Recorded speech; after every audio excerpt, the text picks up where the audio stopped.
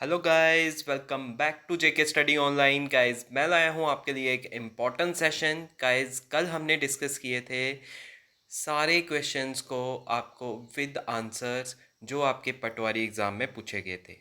Guys, उस सारे questions में बहुत सारे क्वेश्चंस ऐसे भी लगे हैं हमें जो रिप्रेजेंटेशन के लिए आप कंसीडर कर सकते हो उनको। मतलब या तो क्वेश्चंस गलत थे या फिर उसके मल्टीपल आंसर सही हो सकते थे। ठीक है, इस वीडियो में हम डिस्कस करेंगे वो सारे क्वेश्चंस जो रिप्रेजेंटेशन के लिए आप भेज सकते हो।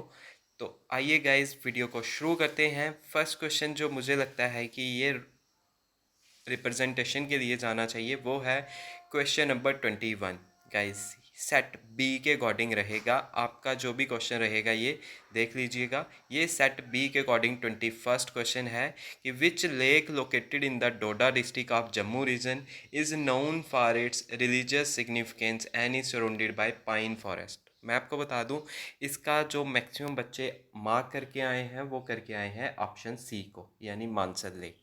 तो जम्मू रीजन को देखोगे तो आप मानसा लेक को यहाँ करेक्ट कर भी सकते हो, लेकिन अगर डोडा डिस्ट्रिक्ट को देखोगे तो बहुत से बारे ऐसे भी स्टूडेंट्स थे, कैंडिडेट्स थे जिन्होंने डोडा डिस्ट्रिक्ट को देख के इसको अटेम्प्ट ही नहीं किया।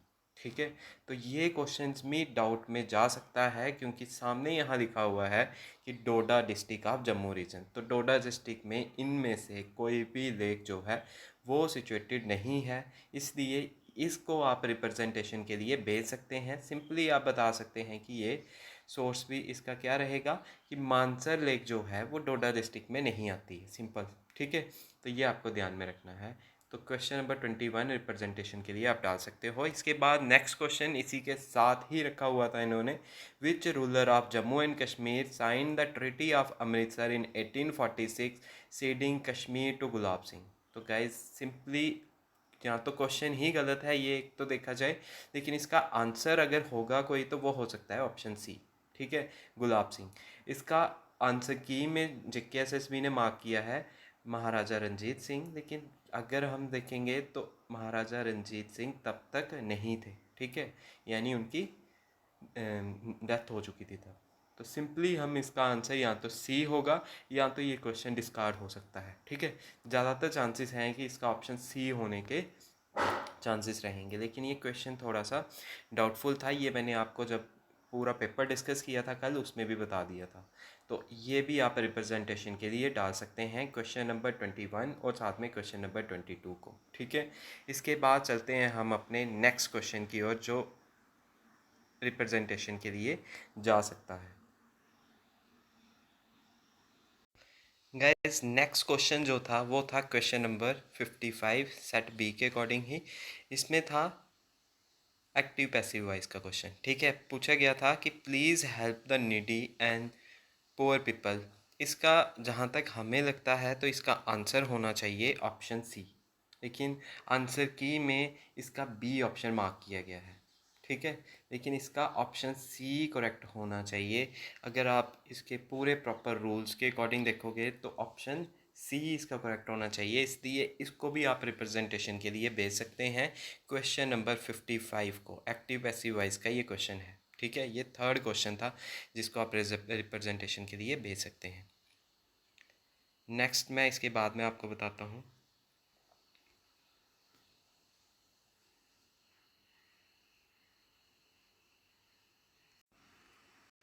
गाइज, उसके बाद जो है वो है क्वेश्चन नंबर 92। ठीक है, तो 92 में जो JKSSB ने मार्क किया है वो भी मैं आपको बता देता हूँ। उन्होंने ऑप्शन ए को मार्क किया है, यानी ओनली वन। लेकिन अगर आप इन दोनों स्टेटमेंट्स को पढ़ोगे तो आपको ये पता चलेगा कि ये तो दोनों स्टेटमेंट्स करेक्ट हैं। ठीक है, इसलिए जो क्वेश्चन नंबर 92 है इसका भी ऑप्शन सी राइट होना चाहिए, ना कि ऑप्शन ए। इसको भी आप रिप्रेजेंटेशन के लिए डाल सकते हैं। ठीक है, तो ये था क्वेश्चन नंबर 92 सेट बी का। इसको भी आप रिप्रेजेंटेशन के लिए डाल सकते हैं, इसका ऑप्शन सी करेक्ट होना चाहिए। नेक्स्ट क्वेश्चन जो है वो है क्वेश्चन नंबर 96। अगर आप इस क्वेश्चन को भी पढ़ोगे तो स्टेटमेंट 1, स्टेटमेंट 2 और स्टेटमेंट 3 दी गई हैं। फर्स्ट थी कि malaria is a life threatening mosquito borne blood disease caused by protozoa. Second statement थी malaria spread through infected female anopheles mosquito bite. और थर्ड था कि the R21 matrix M vaccine become the first malaria vaccine to achieve WHO pre qualification. तो मैं आपको बता दूं, इसको मार्क किया गया था आंसर की में ऑप्शन सी को, लेकिन गाइस इसका सिर्फ फर्स्ट और सेकंड ही करेक्ट होने वाला है। मैं आपको बता दूं, इसकी सिर्फ स्टेटमेंट फर्स्ट और सेकंड ही करेक्ट है। थर्ड जो है ये फर्स्ट मलेरिया वैक्सीन नहीं है, ये सेकंड मलेरिया वैक्सीन है अगर आप चेक करोगे। तो इसका राइट आंसर जो है वो होना चाहिए ऑप्शन ए। ये भी मैं आपको बता दूं, इसका ऑप्शन कौन सा सही होना चाहिए, तो वो होना चाहिए ऑप्शन ए। गैस उसके बाद जो है क्वेश्चन नंबर 110 है।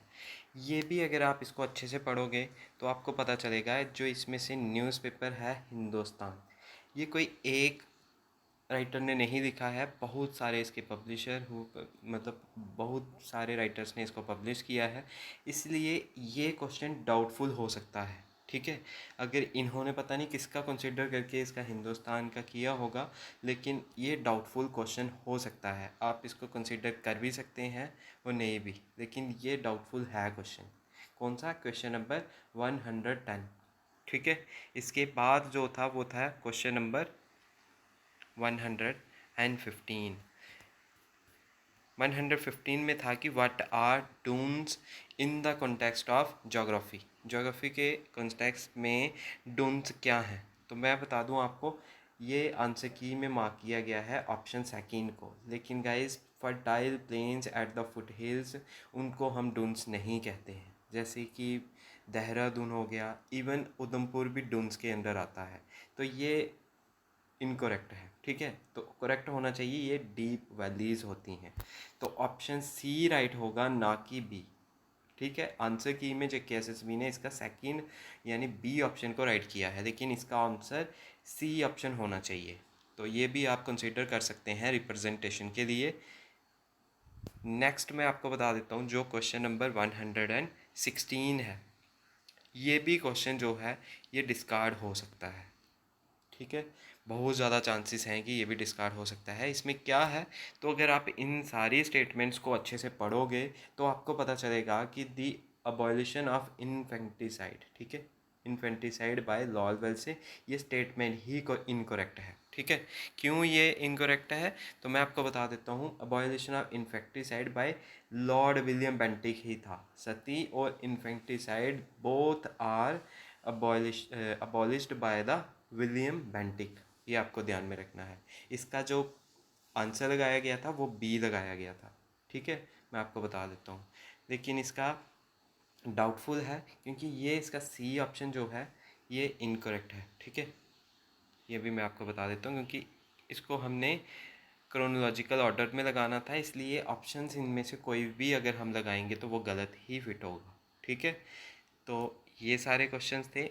इसके बाद मैं आपको बता दूं, यही सारे क्वेश्चंस थे। ठीक है, जो आप कंसीडर कर सकते हैं रिप्रेजेंटेशन के लिए। और भी क्वेश्चंस अगर रहे होंगे तो आप कमेंट में बता सकते हैं मुझे, मैं पूरा आपकी मदद करूँगा, हेल्प करूँगा कि उसको पूरा का रिसर्च करके कि क्या उसका आंसर चेंज हो सकता है या नहीं। ठीक है, अगर आपके डाउटफुल में कोई और क्वेश्चंस भी होंगे तो मुझे ज़रूर बताइएगा।